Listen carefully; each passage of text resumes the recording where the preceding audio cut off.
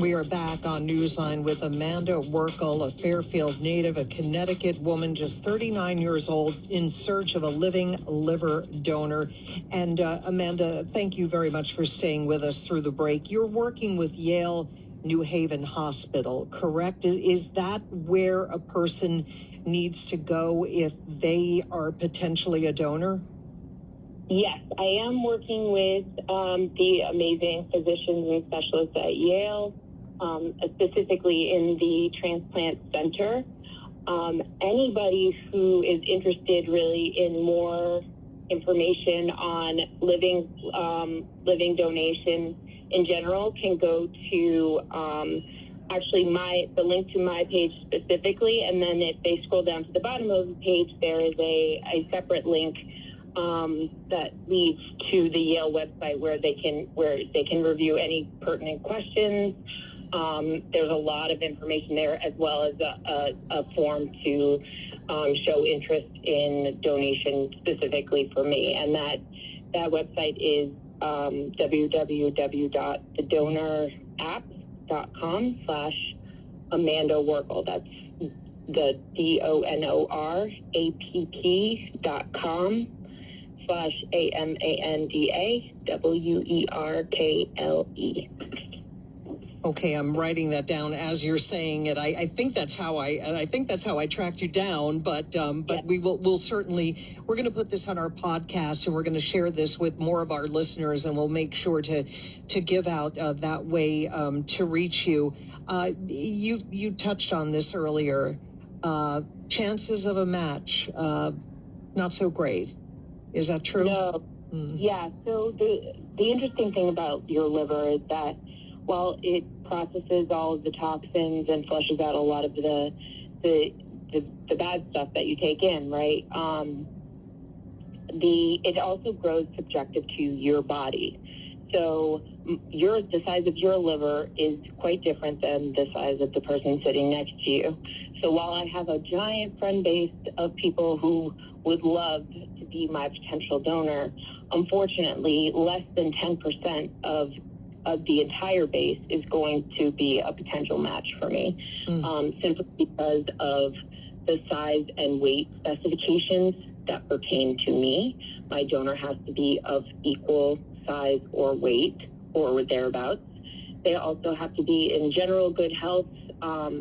We have to have matching blood types or compatible blood types, and compatible tissue types.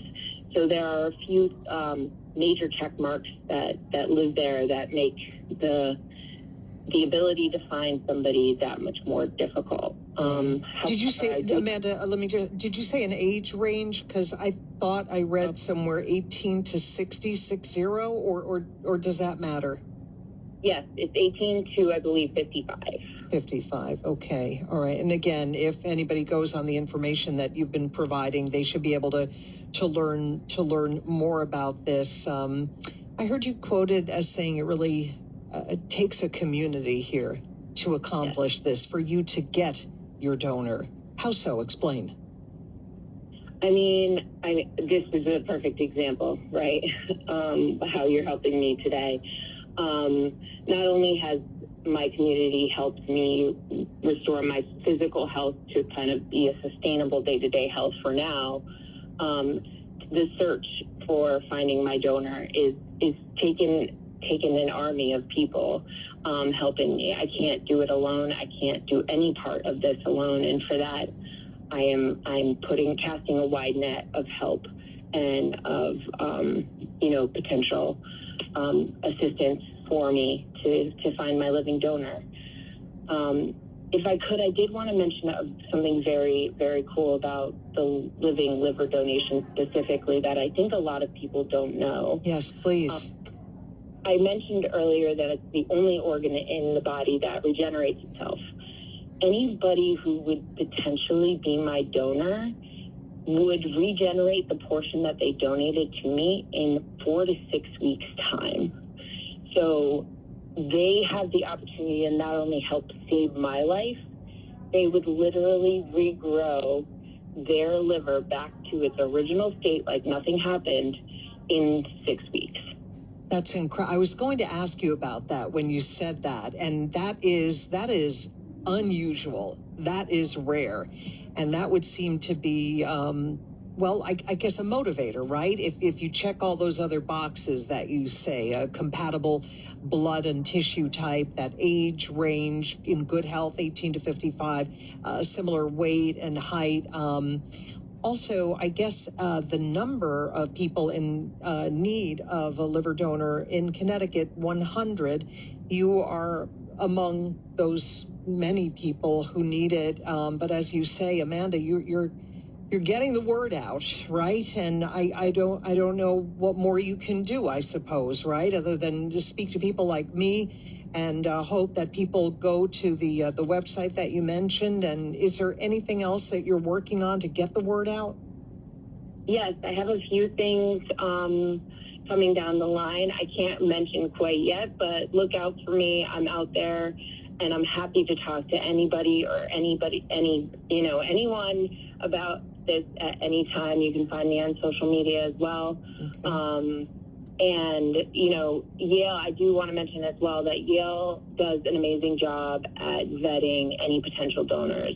So even if you think, oh, I'm too old, or, oh, I haven't been to the doctor, I'm probably not a potential candidate, but you're interested, fill out the form and have a discussion with the amazing donor advocates over there.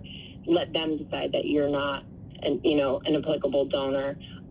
You'd be surprised how much you learn at a part of this process, and a lot of information is provided on Yale's website, specifically in the transplant portion of the site. So, just educating yourself, as with everything in life, allows you to know more and gives everybody, and then share that knowledge. Share my story.